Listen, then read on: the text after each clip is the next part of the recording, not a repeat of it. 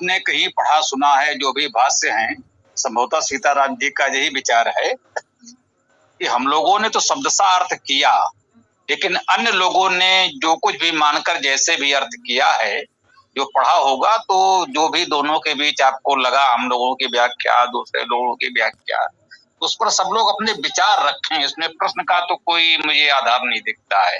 कौन किससे प्रश्न करेगा? सब लोग अपने विचार दें तो ज्यादा उचित। मेरे विचार से यही ठीक है।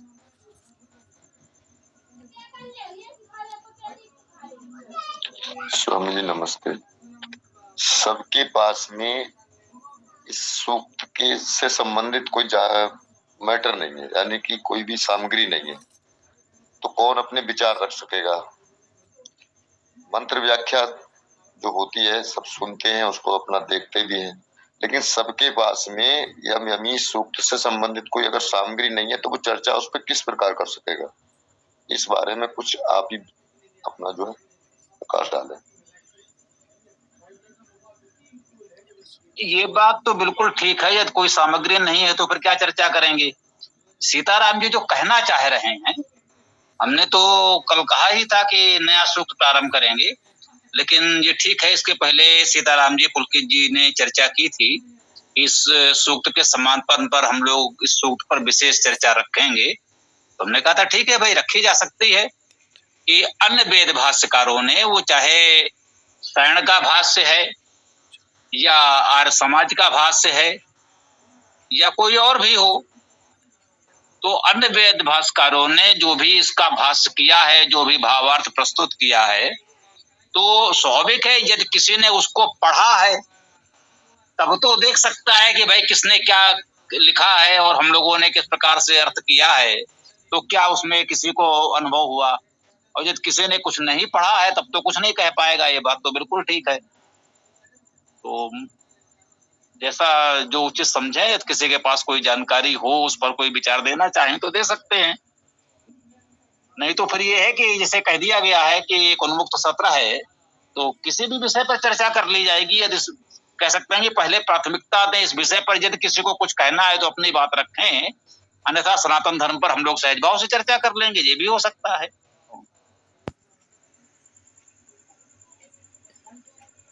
हाँ, ये ठीक है।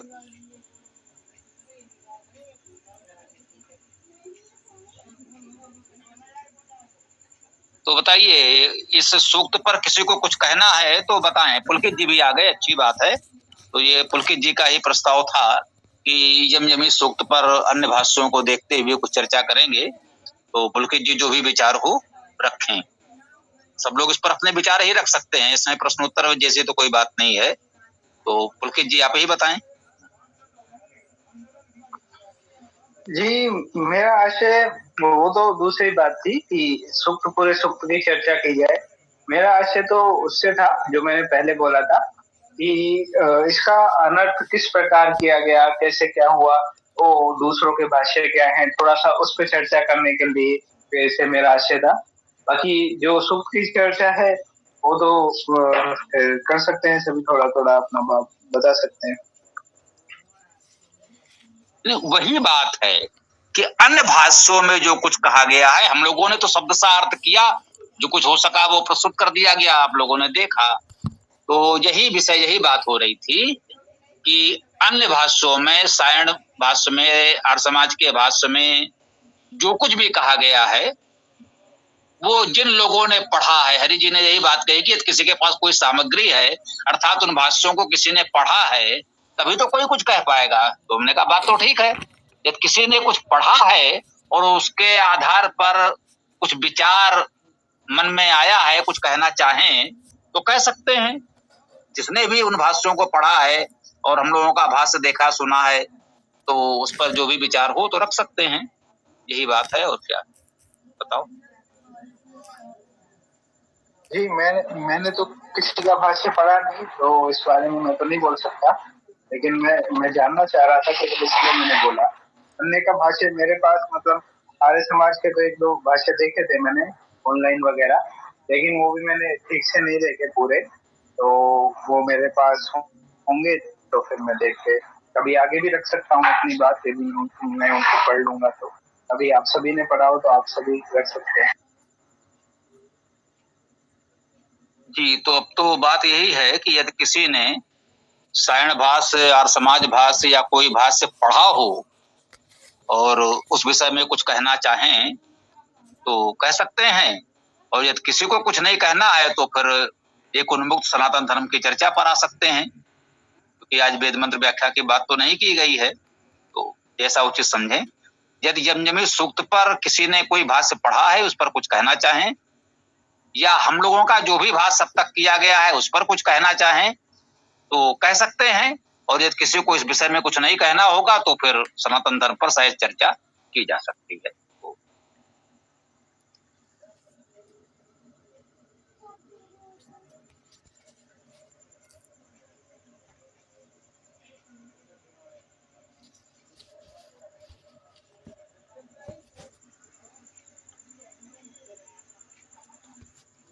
जी, तो ये माना जाए कि इस विषय पर किसी को कुछ नहीं कहना है तो जिस विषय पर कहना हो प्रारंभ करें, फिर यही कहा जा सकता है।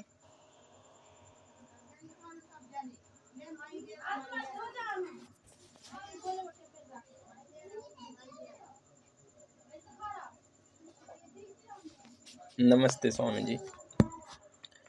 स्वामी जी, अभी कुछ इस तरह मान्यता चली आ रही है, जैसे लोग बोलते हैं पुरखों के लिए करना, ये करना, ये हो जाएगा, तो इस विषय पर भी मैं सोच रहा हूँ कि चर्चा होनी चाहिए।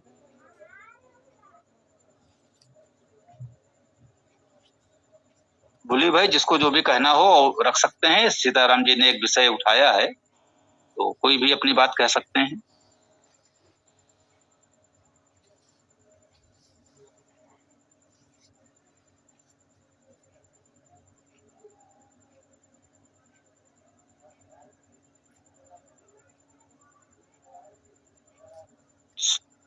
नमस्ते सभी को। अभी सीताराम जी ने जो विषय रखा है कि पुरखों के लिए, सबसे पहले तो हमको पुरखे क्या होते हैं इस पर ही चर्चा करनी पड़ेगी। सब इस देखना पड़ेगा कि हम किसको पुरखे कहते हैं। आज के दौर में पुरखे का मतलब पूर्वज, और पूर्वज का अर्थ होता है जो हमसे पूर्व पैदा हुए हो। आज एक मान्यता चली आई है कि हमसे पहले जो जीवित या जो जीवित नहीं है उन्हीं को ही पूर्वज कहा जा सकता है। लेकिन हमारे यहाँ जो वैदिक धर्म में एक परंपरा चली है पंचयज्ञों की, पंचयज्ञों में पितृयज्ञ कहा गया है, और पितृयज्ञ का अर्थ होता है कि हमारे जीवित जो भी हैं, अग्रज हैं, वो हमारे पूर्वज यानी कि हमसे बड़े हैं, जिन्होंने अपने जीवन के में कुछ अनुभव हासिल किया है और वो अनुभव हमको देते हैं, तो वो हमारे पूर्वज कहलाते हैं, हमसे पूर्व हुए हैं। लेकिन अब जो इस समय परंपरा चल रही है, उस परंपरा में लोगों ने अभी जो कहा ना कि अभी जो बात कही कि पूर्वज, तो पूर्वज जो है मरे हुए लोगों से संबंध जोड़ दिया है लोगों ने। इस बारे में कुछ आप थोड़ा सा कि मरे हुए लोगों से क्या संबंध हमारा हो सकता है और किस रूप में हो सकता है, हो भी सकता है तो किस रूप में हो सकता है। स्वामी जी, आप इस पर कुछ प्रकाश डालें।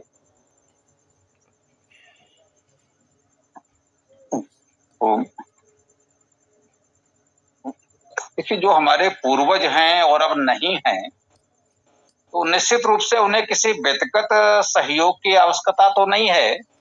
हाँ, इतना अवश्य है कि हम उनका स्मरण करें, उचित सम्मान दें, उनके अच्छे कार्यों को, संस्कारों को हम आगे बढ़ाएं,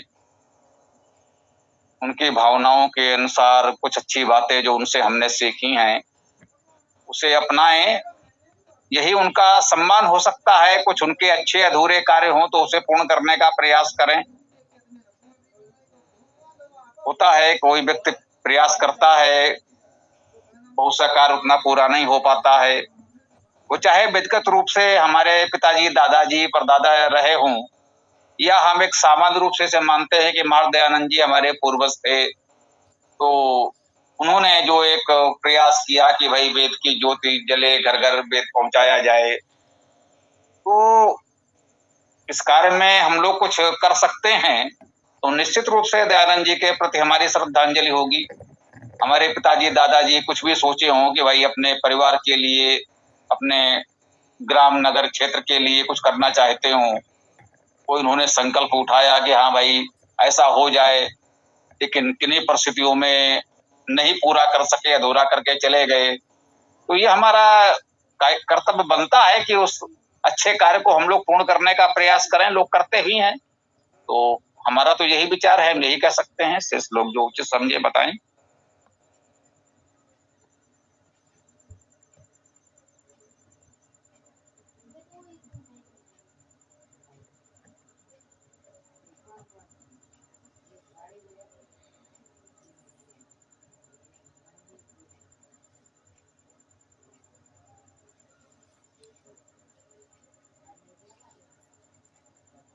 हाँ भाई, जो लोग भी जुड़े हुए हैं सब लोग अपने विचार रख सकते हैं। जो विषय आया है इस पर भी, किसी अन्य विषय पर भी। यमीमी सूक्त की बात आई थी, वो तो आज एक प्रकार से किसी ने यमीमी सूक्त के विषय में कुछ हो, कोई अभी भी जुड़े हों और कुछ कहना चाहें तो उस पर रखें, आगे रखें। हाँ भैया जी, आपने हाथ उठाया है, प्रहलाद जी कुछ बोलना चाह रहे हैं तो बोलिए। ओम स्वामी जी, धन्यवाद आपका। इसमें मैं एक बात और भी जोड़ना चाहता हूँ या समझना चाहता हूँ कि हमारे जो पूर्वज हैं इनके नाम पे हम कोई डोनेशन देते हैं या कोई स्कूल खोलते हैं, कोई दवाखाना खोलते हैं, तो इसमें क्या हालत हमारी होगी और इनके लिए क्या किया जाए?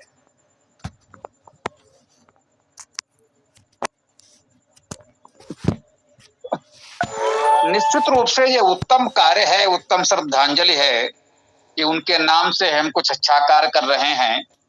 कोई हमने गुरुकुल खोला, कोई इस प्रकार से वेदपीठ बनाई, वेद के प्रचार प्रसार का कोई अभियान चलाया, माता पिता के नाम से हमने कोई वेद मंत्रों की पुस्तक प्रकाशित करा दी, वितरित करा दी और लोगों तक पहुंचा, तो निश्चित रूप से पूर्वजों का नाम भी उन तक पहुंचा कि भाई ये महापुरुष थे जिन्होंने इतने अच्छे संस्कार अपने बच्चों को दिए कि हम उनके नाम से कर पा रहे हैं। स्वाभाविक है, इनके माता पिता अपने बच्चों को कुछ अच्छे संस्कार दे गए हैं, वही तो उनके नाम से इस प्रकार का कोई अच्छा कार्य करेंगे। तो पूर्वजों के लिए बहुत अच्छी श्रद्धांजलि है, बहुत से लोग करते हैं। माता पिता की स्मृति में लोग इस प्रकार की अच्छी पुस्तकें छपवा कर बंटवाते हैं, कोई पाठशाला आदि बनाता है, विद्यार्थियों को उनके नाम से छात्रवृत्ति देते हैं लोग। तो अच्छे कार्य हैं, इस प्रकार से किए जाने चाहिए। तो इनका जो पुण्य है वो तो हमारे हिस्से में आएगा कि इनको भी मिलेगा जहाँ भी है वो?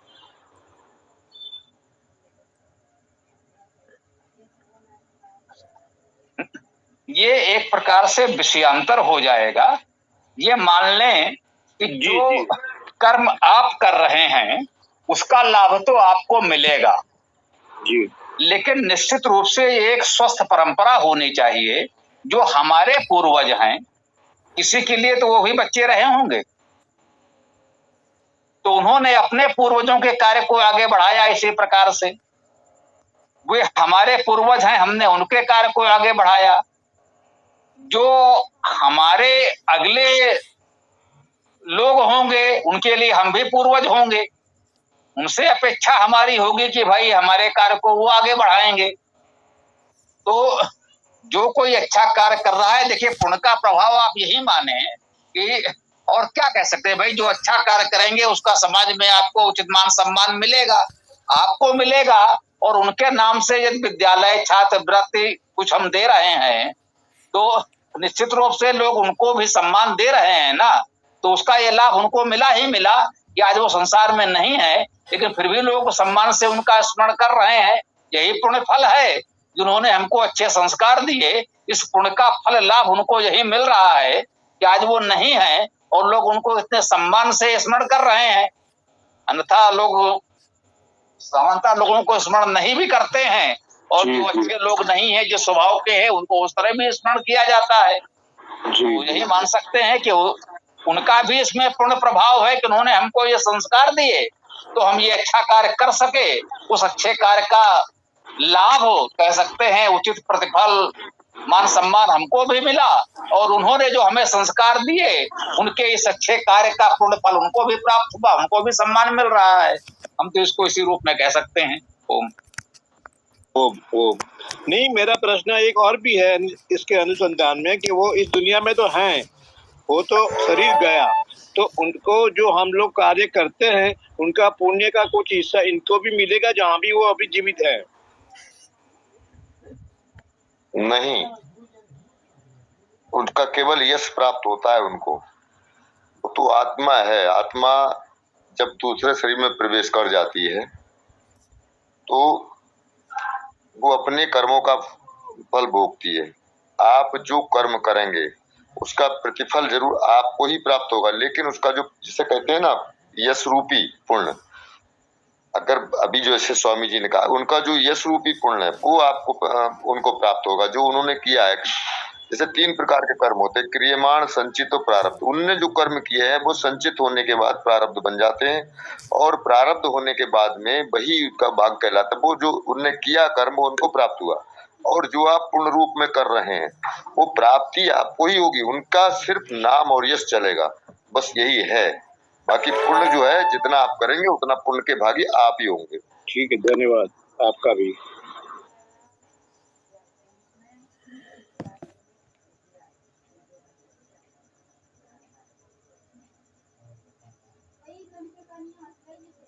जी, और किसी को कुछ कहना हो तो बताएं। विराम न हो, चर्चा चलती रहे जब तक चल सके, और यदि कोई बात शेष न हो तो फिर समापन कर दीजिएगा।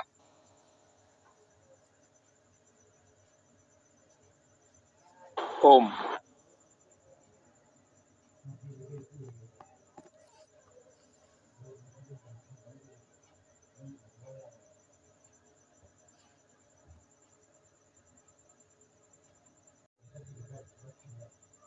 हाँ भाई, जो लोग भी जुड़े हुए हैं जो कुछ कहना चाहें कहें। निरंजन जी, पुलकित जी, सीताराम जी, अर्जुन जी भी हैं, हरि जी और प्रहलाद जी ने अपनी बात रखी। अर्जुन जी बोल रहे हैं, बोलिए। आयुष जी बोल रहे हैं, जी बोलिए।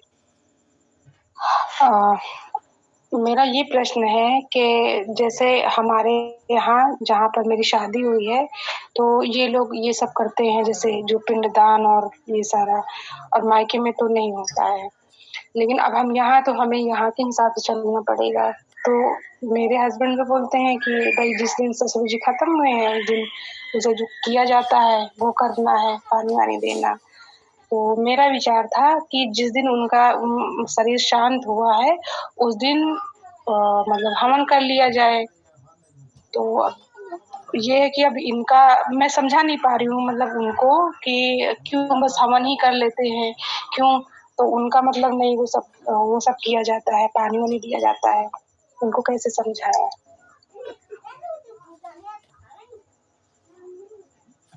जी, इस विषय में मेरा विचार ये है कि हमें व्यवहारिक होना पड़ेगा।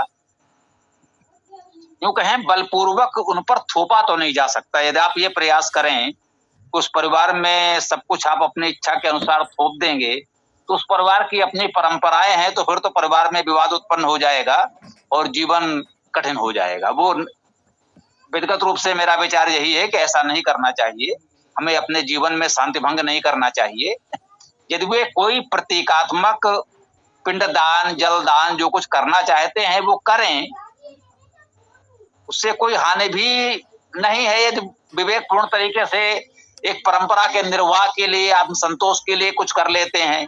हाँ, यदि उसमें कुछ ऐसी विधियां सम्मिलित हों जो कहा जाए परिवार के लिए हानिकारक हो जाएं, अर्थात यूं समझें कि इस कार्य के लिए कुछ पंडे लूटने के भाव में आ जाएं, तो इतना तो समझाने का प्रयास करें कि भाई ठीक है, हम अपने पूर्वजों के लिए पिंडदान आदि कोई परंपरा है, एक मान्यता है कि उससे कुछ भला होगा, तो ठीक है, उस परंपरा का निर्वाह कर लें, विवेकपूर्ण तरीके से जितना न्यूनतम आवश्यक हो वो कर लें।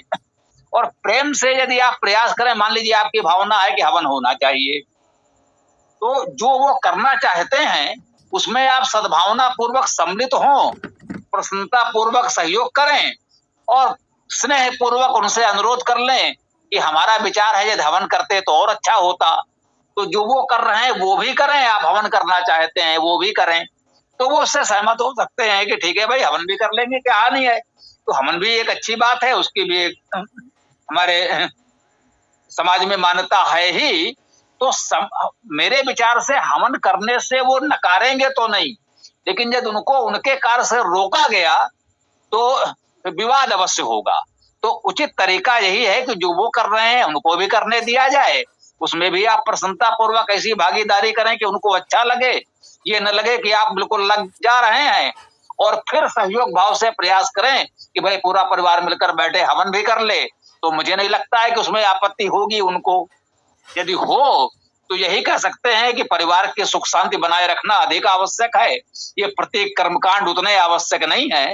इन प्रत्येक कर्मकांडों के लिए, चाहे वो पिंडदान हो, चाहे हवन कुंड हो या कुछ भी हो, हमें परिवार के सुख शांति को भंग नहीं करना चाहिए। स्नेह पूर्वक जितना सुधार संभव हो धीरे धीरे वो प्रयास करना चाहिए। हम तो ये मानते हैं कि आप बैठ करके वेद पाठ कर लें यही पर्याप्त है। अब ये हमारा विचार है, मैं कहूँ नहीं, वेद पाठ करना पर्याप्त है, यही सबसे अच्छा है। और ये कोई भी पिंडदान हवन पूजन मूर्ति सब फेंक दीजिए तो कोई हमारी बात नहीं सुनेगा। हम कहेंगे जो आपको करना हो करिए, और यदि हम लोग वेद पाठ भी करें तो और अच्छा होगा। तो उनको लगेगा ठीक है भाई ये भी कोई अच्छी बात कह रहे हैं, सब कुछ उन्होंने किया, साथ में हमने थोड़ा सा वेद पाठ भी कर लिया, तो इससे वो सहमत हो सकते हैं। यदि हम उनकी बातों को रोकेंगे तो जितनी अच्छी बात वो हमारी मान सकते हैं वो भी नहीं मानेंगे। तो ये मेरा विचार परिवार के लिए भी है और समाज के लिए भी है। यदि किसी के पास जाकर आप मूर्ति पूजा की निंदा प्रारंभ कर देंगे तो आगे वो आपकी बात नहीं सुनेगा, क्योंकि रूढ़ियां उसके मन में बसी हैं। वो जो कुछ कर रहा है करने दीजिए, हम तो ये कहते हैं ये प्रयास करें वो जो कर रहा है करे, कहिए साथ में थोड़ा सा वेद पढ़ना भी प्रारंभ कर दें, कहेगा ठीक है भाई इतना सब कुछ करते हैं थोड़ा सा वेद भी पढ़ लेंगे। तो हमको इस प्रकार से प्रेम पूर्वक वैदिक विचारधारा को लोगों तक पहुंचाने का प्रयास करना चाहिए और विवाद से बचना चाहिए, वो घर में हो, पड़ोस में हो, समाज में हो, कहीं भी हो। बहुत अच्छा। धीरे धीरे जब ये प्रयास होगा तो स्वतः ही उनके मन में अगर हमारा प्रयास अच्छा है तो दूसरी भावनाएं निकलती चली जाएंगी और अपनी जो अच्छी भावना है वो सुदृढ़ होती चली जाएगी। जब एलईडी का प्रकाश, स्वामी जी आपने कहा था जब एलईडी का प्रकाश हो जाएगा तो किसी को मोमबत्ती जलाने की आवश्यकता नहीं होगी। बिल्कुल सही है जी, धन्यवाद। यही तरीका होना चाहिए, हम लोग यही मानते हैं। और समाज की कह सकते हैं उतना सफल नहीं हो सका जितनी अपेक्षा थी, एक बार बहुत शिखर पर पहुंचकर भी नहीं, तो उसमें यही सब कुछ कारण रहे हैं। एक समाज में ऐसी इच्छा भी बन गई कि ये लोग तो हर बात को नकारते रहते हैं, खंडन करते रहते हैं, तो थोड़ा प्रेम पूर्वक यदि वेद प्रचार करते तो हो सकता है अधिक लाभ होता। कोई बात नहीं, दूसरे जो भी कर पा रहे हैं कर रहे हैं, हम लोग इस प्रकार से प्रयास करें। यदि हमारे मन में ईश्वर ने सद्भावना दी है तो कोई और बात किसी को जो भी कहनी हो तो रख सकते हैं, या फिर समापन भी कर सकते हैं, जैसे आप लोगों की इच्छा हो।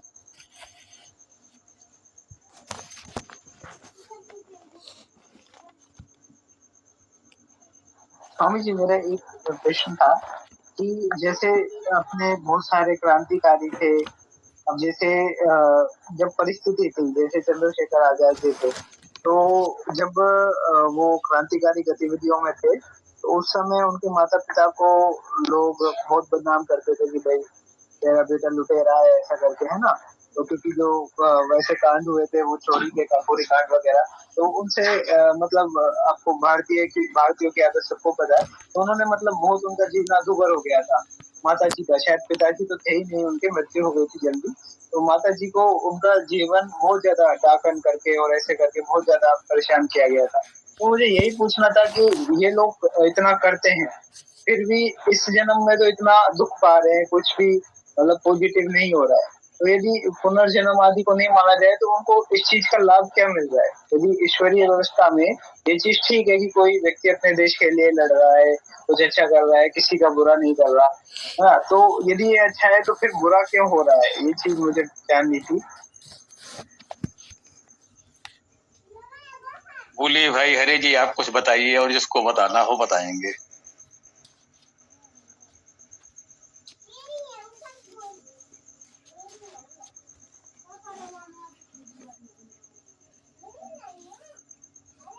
अबे हरि जी आप तो बोलिए ही, देखते हैं कुछ और लोग भी बोलना चाहेंगे तो बोलेंगे। तो कुछ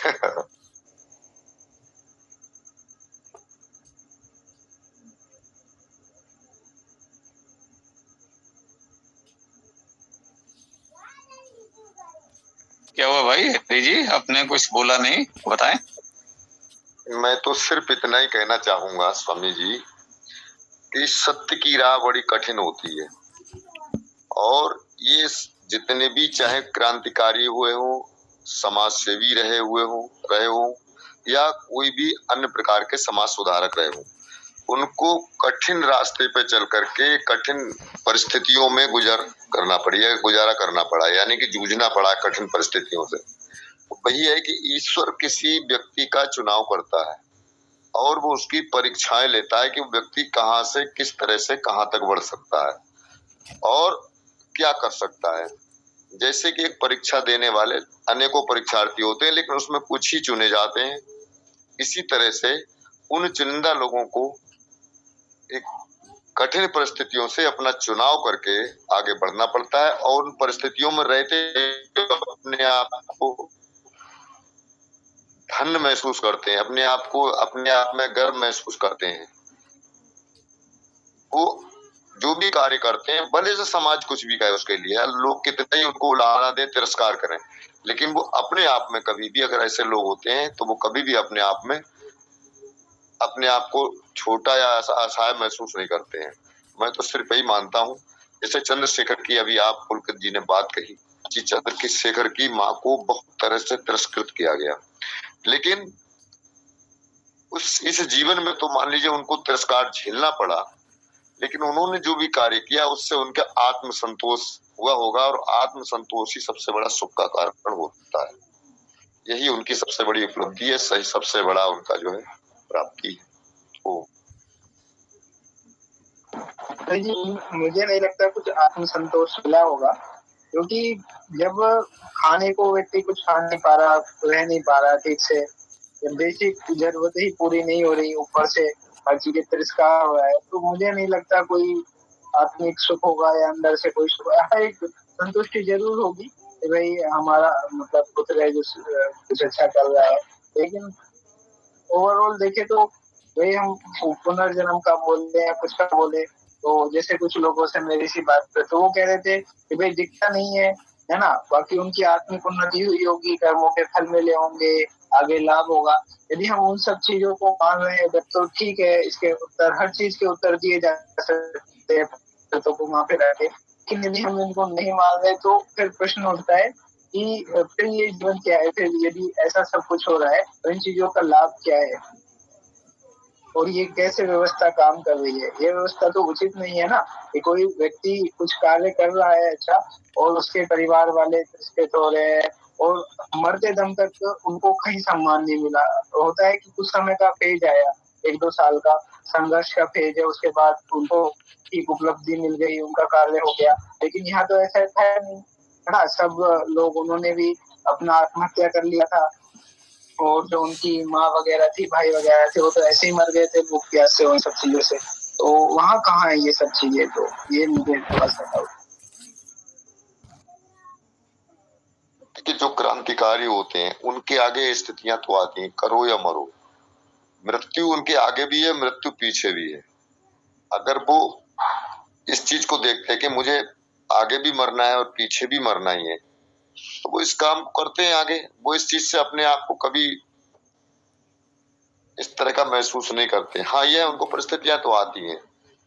वीर सावरकर का ले लीजिए, कितनी कितनी यातनाएं झेली, लेकिन एक दो बार तो उन्होंने अपने आत्महत्या करने की भी सोची, लेकिन अंतरात्मा ने उनको आवाज दी कि आत्महत्या करने से पहले बढ़िया ये संघर्ष करके मरना अच्छा है, कुछ करो। तो ये स्थितियां तो आती क्रांतिकारियों को, और क्रांतिकारियों ने जो भी किया, मरते दम तक उनकी यही इच्छा थी कि मैं मरूं तो अपने देश के लिए ही मरूं, अगले जन्म भी अगर मैं लूं तो अपने देश में ही लूं। तो यही पुनर्जन्म की उनकी भावना इससे लगाई जा सकती है, और क्या है।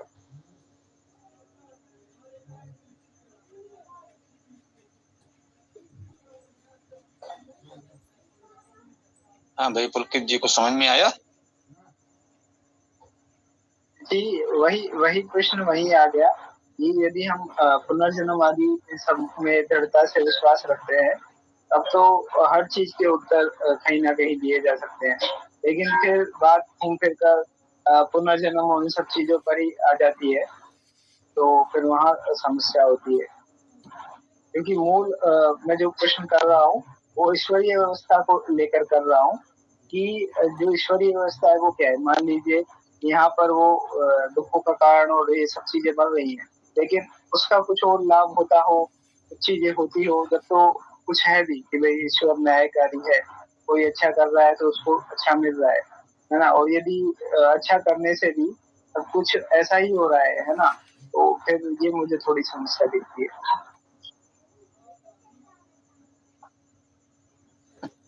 बेटा मुझे बोलना पड़ेगा।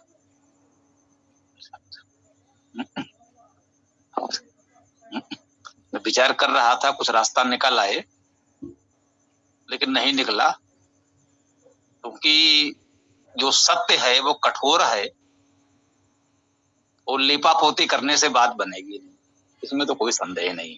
जो विषय है कठोर है।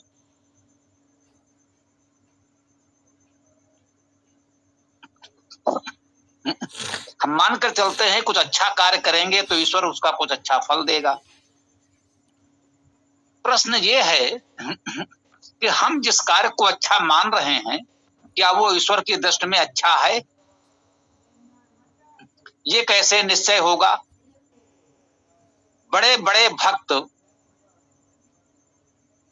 चाहे इस देश में उपजे कुछ धार्मिक पंथ हों या दूसरे देशों में उपजे कुछ धार्मिक पंथों हों, कुछ लोग बलि प्रथा को मानते हैं, देवी देवता को पशुओं की बलि देंगे तो उनके देवी देवता प्रसन्न हो जाएंगे और उन्हें कुछ अच्छे फल देंगे। दृढ़ता से हमारे तांत्रिक संप्रदाय के लोग, आगम संप्रदाय के लोग, शाक्त शैव संप्रदाय के लोग मानते हैं कि पशुओं की बलि देने से उनके कुछ देव देवी प्रसन्न हो जाएंगे और उनका हित हो जाएगा। हम लोगों को यह हास्यास्पद लगता है कि भाई किसी पशु की हत्या करने से उसको जन्म देने वाला ईश्वर क्यों प्रसन्न होगा। वो मानते हैं बलि देना अच्छा कार्य है, हम मानते हैं बलि देना बुरा कार्य है। अब ईश्वर क्या मानता है ये कैसे तय किया जाए? प्रश्न यहां पर है, ईश्वर क्या मानता है? क्या ईश्वर मानता है कि बलि देना अच्छी बात है, उससे उसे प्रसन्नता होगी? ये ईश्वर ने किसको बताया? या उस पशु की हत्या कर देना ईश्वर की दृष्टि में अपराध है, वो उसका दंड देगा, ये ईश्वर ने किसको बताया? तो स्थिति ये है कि हम अपने विचारों के अनुसार कुछ कार्यों को अच्छा बुरा मानते हैं। कोई मानता है हवन करने से बड़ा पुण्य कर्म है और इसका हमें अच्छा फल मिलना चाहिए। कोई कहेगा कि आप वनस्पतियों को काटकर जला रहे हैं, इससे पर्यावरण प्रदूषण हो रहा है, ये तो प्रकृति के लिए, ईश्वर के लिए अच्छी बात नहीं है, इसका तो आपको दंड मिलेगा। अब ये कैसे निश्चय होगा? तो ये विषय इतना गंभीर है कि मुझे लगता है जो समय है ये इतनी देर में संपन्न होने वाला विषय नहीं है। इस पर प्रयास करो, बहुत से लोग जुटे, संख्या भी होनी चाहिए। यहाँ पर यह भाव नहीं है कि हजारों की भीड़ में प्रवचन देना है। सक्रिय भागीदारी, कुछ विचारशील लोग 10-20 लोग हों और सब लोग उस पर विचार रखें, जो कुछ कहा जाए उस पर विचार विमर्श करके प्रतिक्रिया हो। तो एक बार में नहीं, इसमें साप्ताहिक चर्चा रखो, जैसे ज्योतिष की हम लोग रख रहे हैं वैसे ही इस विषय पर कई शनिवार रखने पड़ जाएंगे, तो हो सकता है बात स्पष्ट हो। अन्यथा हर बात पर पूरक प्रश्न उठेंगे और उठने चाहिए। तो इसलिए मुझे लगता है इसको तो अब यहीं विराम दे सकते हैं, इससे अधिक इस पर चर्चा करना अभी मुझे व्यवहारिक नहीं लग रहा है, क्योंकि ये बहुत समय और बहुत उत्तर प्रत्युत्तर, प्रश्न प्रति प्रश्न मांगता है। गंभीर विषय है, दर्शन शास्त्र का विषय है ये धर्म का विषय ही नहीं है, ये वास्तव में दर्शन शास्त्र का विषय है ना। तो इसकी चर्चा को चाहो तो आगे रखो, इस पर विशेष तैयारी करो और अगले शनिवार को इस विषय को रख के बात की जाए, यह संभव है। ओम।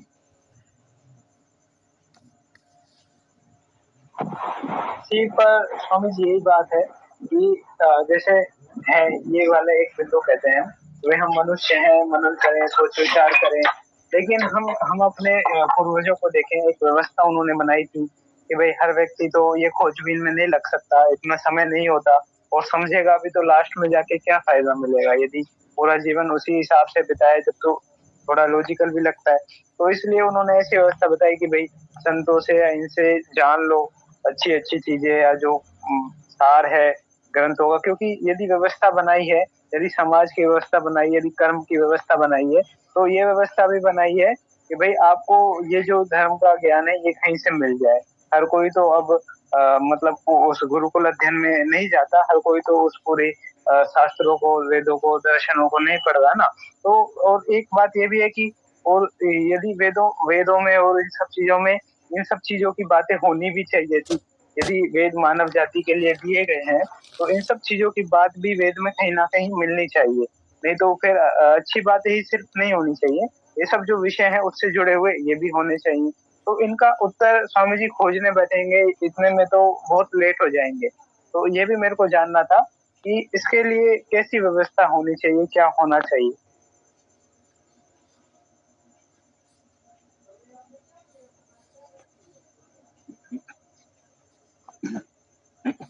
हाँ भैया जी, इसके दो ही मार्ग हैं। या तो हम जिस मत पंथ को मानते हैं उसकी मान्यताओं को यथावत स्वीकार कर लें। जो इस्लाम को मानने वाले हैं वे मानकर चल रहे हैं कि इस जीवन में जो कुछ भी वो कर रहे हैं उसका फल उन्हें मरने के पश्चात ईश्वर देगा। जब कभी कयामत आएगी, प्रलय होगी, तो ईश्वर के यहाँ, जिसे हम लोग स्वर्ग कहते हैं, वो उसे जन्नत कहते हैं, बहिश्त कहते हैं, जो कुछ भी कहते हैं, तो इन सभी आत्माओं, रूहों को शरीर से निकाल के वहां जाएंगे और उन्होंने जैसे भी अच्छे बुरे कर्म किए होंगे उनको वैसा फल मिलेगा। किस कर्म का क्या फल मिलेगा उसको जानने का उनके पास यही साधन है, जो कुछ कुरान में लिखा है उसको वो मानेंगे। तो हम वेद को मानते हैं तो हमारे पास यही तरीका है कि हम वेद को पढ़कर देखें कि वो क्या कहता है। ईसाई बाइबल में जो लिखा है उसे मान लेगा, कोई पौराणिक भाई हमारे किस पुराण में क्या लिखा है उसको मान लेंगे। तो एक तो ये है कि आप इन ग्रंथों में जो कुछ लिखा है उसे पढ़ें और मान लें। दूसरा तरीका है, गौतम बुद्ध ने कहा आत्मदीपो भव, भाई तुम मनुष्य हो, तुम स्वयं चिंतन मनन करो और सत्य को जानने का प्रयास करो। कोई तीसरा मार्ग नहीं है। तीसरा मार्ग यही कहा जाता है जो उसने कहा कि भाई जो भी व्यक्ति तुमको विश्वसनीय लगता है कि ये भला व्यक्ति है, अच्छी सोच विचार है, जानकार है, विद्वान है, एक सही बात हमको बता सकता है, उससे बात कर ले एक सामान्य व्यक्ति, और जो कुछ वो कह दे उसे मान ले। कह सकते हैं जन सामान्य के लिए जो स्वाध्याय चिंतन नहीं कर सकता उसके पास तो यही मार्ग है। इसीलिए कहा गया है कुल गुरु, कुल पुरोहित आदि, जो भी आपका आचार्य, कहते भाई आपका आचार्य कौन है, आपका गुरु कौन है, तो फिर आपके पास एक ही विकल्प बनता है कि समाज में आप देखें जो भी व्यक्ति आपको इस योग्य लगे कि उसे आप अपना गुरु, आचार्य, मार्गदर्शक माने, उसे आप स्वीकार कर लें और वो जो कुछ कहे उसे आप मान लें। उससे जितनी चर्चा करना हो तर्क वितर्क कर लें, अंततः आपको उसकी बात माननी है। चूंकि आप स्वयं स्वाध्याय कर नहीं सकते, चिंतन कर नहीं सकते, तो फिर तो यही है महाजनों येन गता सपंथा। जो भी व्यक्ति आपको महाजन लगे अर्थात महान जन लगे, उस महान व्यक्ति के मार्गदर्शन में जो कुछ आपको मिले, जो कुछ वो मार्ग बता दे, उसी मार्ग पर चलें। और कोई विकल्प इसका, मतलब अधिकतम ये 3 विकल्प हो गए, चौथा तो कोई विकल्प संभव है ही नहीं।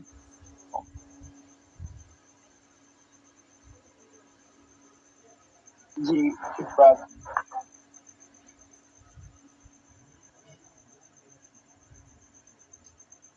चलो भाई जी समापन करो।